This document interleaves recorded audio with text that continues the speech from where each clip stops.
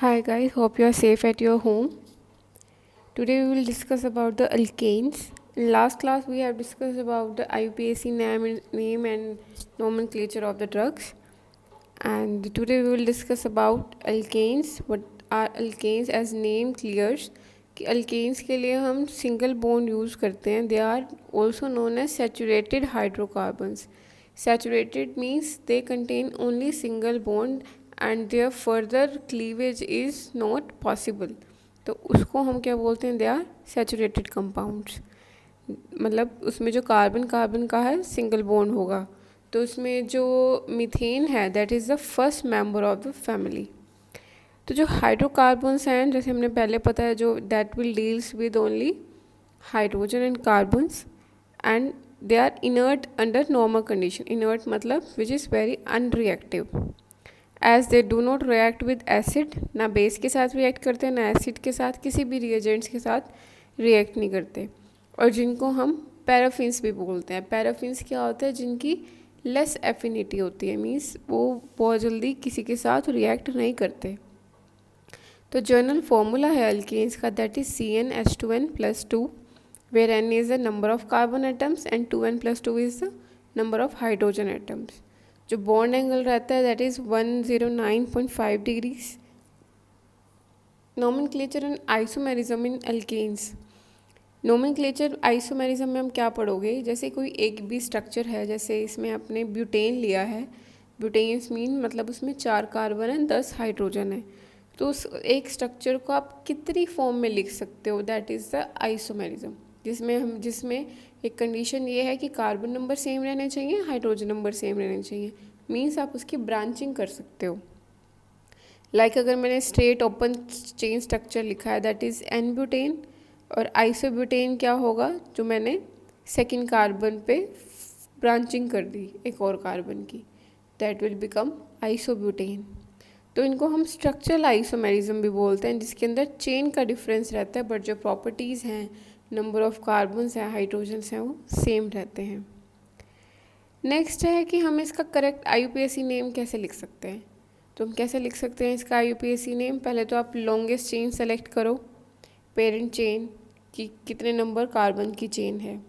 Then उसके numbering दो. Numbering के अकॉर्डिंग टू उस पर कौन से सब्स्टिट्यूएंट लगे हैं. तो जहाँ सब्स्टिट्यूएंट लगे हैं that will get lowest number. तो जो उस पर valence of each carbon atom is satisfied by hydrogens. तो जितनी कार्बन्स रहेगी अब उनकी वैलेंसी पूरी करनी है. कार्बन की वैलेंसी 4 होती है. तो जहाँ जहाँ सब्स्टिट्यूएंट्स नहीं लगे वहाँ आप उसको हाइड्रोजन से उसकी वैलेंसी पूरी कर दोगे. लाइक मैंने 3 इथाइल 2 डाईमिथाइल पेंटेन बनाना है, तो मैं 5 कार्बन की स्ट्रेट चेन स्ट्रक्चर बनाऊंगी. देन उसके बाद इन सभी कार्बन नंबर्स को आपने नंबर देना है 1 2 3 4 5. देन 3 पे इथाइल ग्रुप है तो 3 पे इथाइल ग्रुप लगा दी. Ethyl is having C2H5 2 carbon 5 hydrogen. और 2 डाईमिथाइल मतलब सेकेंड कार्बन पे 2 मिथाइल हैं. डाईमिथाइल मीन्स सेकेंड कार्बन पे 2 मिथाइल हैं, वो हमने एज ए सब्स्टिट्यूएंट्स लगा दिए. डाईमिथाइल लास्ट क्या बन गया? Pentane. Pentane means 5 carbons. Pent मतलब 5 कार्बन्स, एन मतलब सब कार्बन्स में सिंगल बॉन्ड है.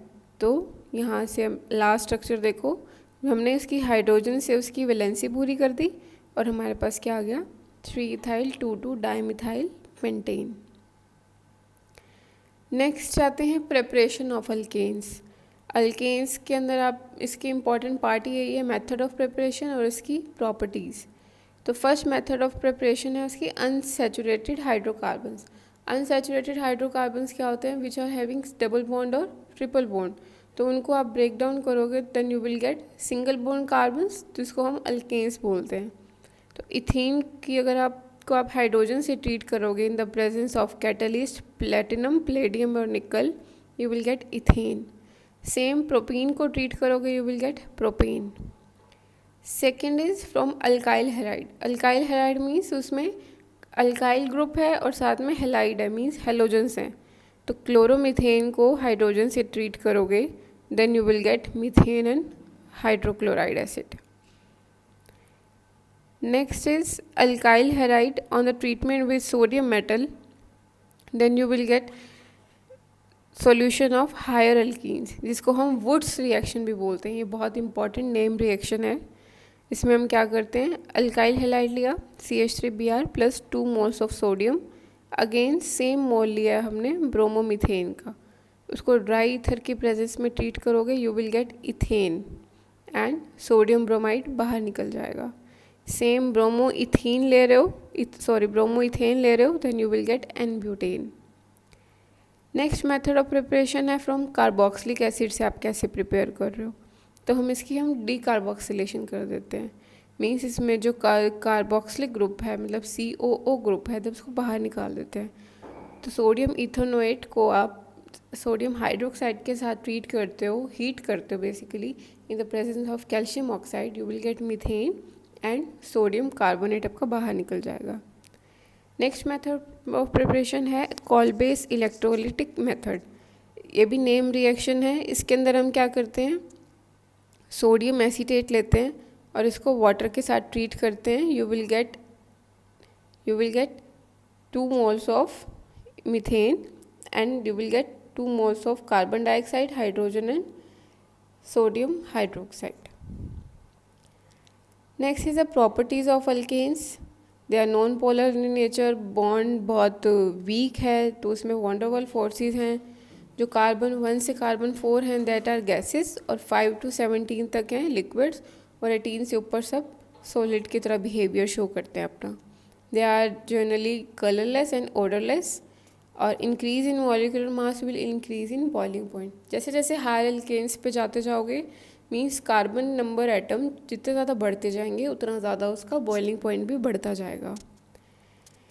Next are the chemical properties of alkanes which is very very important for the exam purpose. First इसमें आता है सब्स्टिट्यूशन रिएक्शन। लाइक अगर इसमें आप क्या करते हो कि सब्स्टिट्यूट करते जाते हो, इसमें जैसे एग्जांपल है, फर्स्ट इज हेलोजिनेशन। हेलोजिनेशन में देखो, मीथेन को क्लोरीन से रिएक्ट किया इन यूवी लाइट, तो you will get chloromethane, then HCl बाहर निकल जाएगा। देन उसको आगे फर्दर ट्रीट करोगे तो आपको मिलेगा डाइक्लोरोमीथेन, देन उसको फिर ट्रीट करोगे तो ट्राइक्लोरोमीथेन एंड देन अगेन टेट्राक्लोरोमीथेन। ये रिएक्शन चलती रहती है। तो ये रिएक्शन जो भी लाइट की प्रेजेंस में रिएक्शन होती है ना, वो फ्री रेडिकल फॉर्म करती है। तो जब भी फ्री रेडिकल्स बनते हैं, तो मैंने बताया था लास्ट क्लास में, they are very reactive species. Intermediates बनते हैं ना, तो फ्री रेडिकल्स हैं, तो उनकी टेंडेंसी रहती है अपना ऑक्टेट पूरा कंप्लीट करने की, तो उसमें वो अपनी रिएक्शन बहुत फास्ट शो करते हैं। तो फ्री रेडिकल्स की रिएक्शन एक बार स्टार्ट हो जाती है तो वो उसकी ग्रोथ बढ़ती ही जाती है अनटिल और अनलेस उसको टर्मिनेट ना किया जाए, उसे स्टॉप ना किया जाए। देखो इधर जो हेलोजिनेशन का मैकेनिज्म है वो 2 स्टेप में चलता है। फर्स्ट तो रिएक्शन इनिशिएट होती है in the presence of light, जैसे क्लोरीन और क्लोरीन है। देखो इसमें बॉन्ड की जो क्लीवेज है दैट इज़ होमोलिटिक क्लीवेज, मतलब there is equal distribution of electrons. एक इलेक्ट्रॉन क्लोरीन के पास गया, एक इलेक्ट्रॉन दूसरे क्लोरीन के पास गया, बने क्या, क्लोरीन फ्री रेडिकल्स बन गए। अब फ्री रेडिकल्स जैसे ही बनते हैं वो बहुत ज़्यादा रिएक्ट करना शुरू कर देते हैं, इनकी चेन रिएक्शन स्टार्ट हो जाती है। तो इसको हम बोलते हैं कि इसकी प्रोपेगेशन शुरू हो गई है, मीन्स इसकी ग्रोथ शुरू हो गई है। तो मीथेन के साथ जब ये फ्री रेडिकल रिएक्ट करता है तो ये मिथाइल फ्री रेडिकल बनाता है और हाइड्रोक्लोरिक एसिड बनाता है। फिर जो ये मिथाइल फ्री रेडिकल है वो फर्दर क्लोरीन के बाकी मॉलिक्यूल्स के साथ रिएक्ट करके CH3Cl बनाएगा और क्लोरीन फ्री रेडिकल बनाएगा। देन उसके बाद CH3Cl क्लोरीन फ्री रेडिकल के साथ रिएक्ट करके CH2Cl फ्री रेडिकल बनाएगा। वो आगे दोबारा क्लोरीन के 2 मॉलिक्यूल्स का रिएक्ट करके CH2Cl2 बना देगा। देन ये रिएक्शन जैसे जैसे ग्रोथ होती रहती है, फिर हमें इसे टर्मिनेट करना पड़ता है because it can be dangerous. तो इस रिएक्शन को टर्मिनेट करने के लिए 3 पॉसिबिलिटीज़ हैं। एक तो क्लोरीन क्लोरीन फ्री रेडिकल है, उनको मर्ज कर दो, then you will get chlorine molecule. Then methyl group को अगर आप मिथाइल फ्री रेडिकल को मर्ज कर दो, then you will get CH3CH3। Then अगर CH3Cl फ्री रेडिकल को आप मर्ज कर दो, then you will get CH3Cl। Next is combustion. Second chemical properties combustion. अगर आप इसको ऑक्सीजन की प्रेजेंस में हीट करते हो then you will get carbon dioxide and water.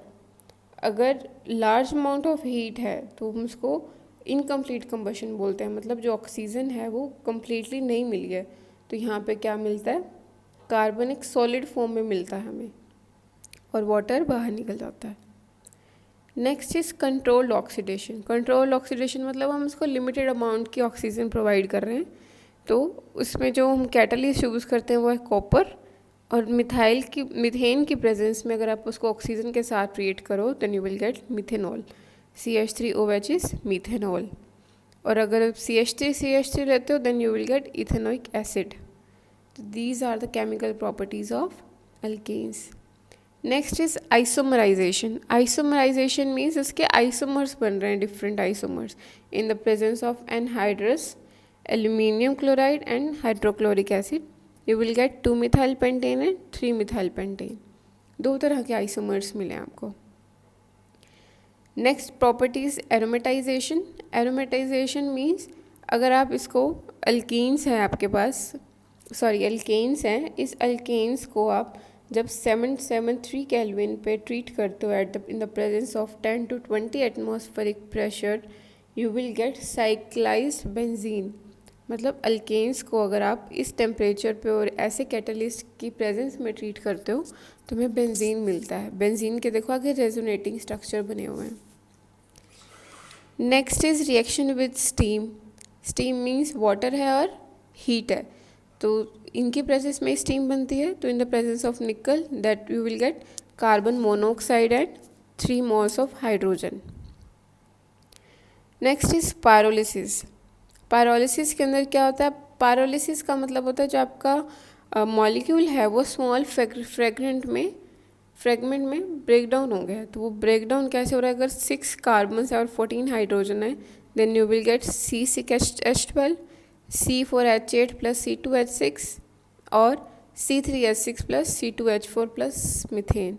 तो ये मॉलिक्यूल्स का ब्रेक डाउन होने का डिफरेंट मैनर्स हैं। नेक्स्ट है C12H26 को अगर आप कैटलिस्ट की प्रेजेंस में 973 केल्विन पे ट्रीट कर रहे हो then you will get heptane, pentane and other products. So these are the method of preparations and properties of alkanes.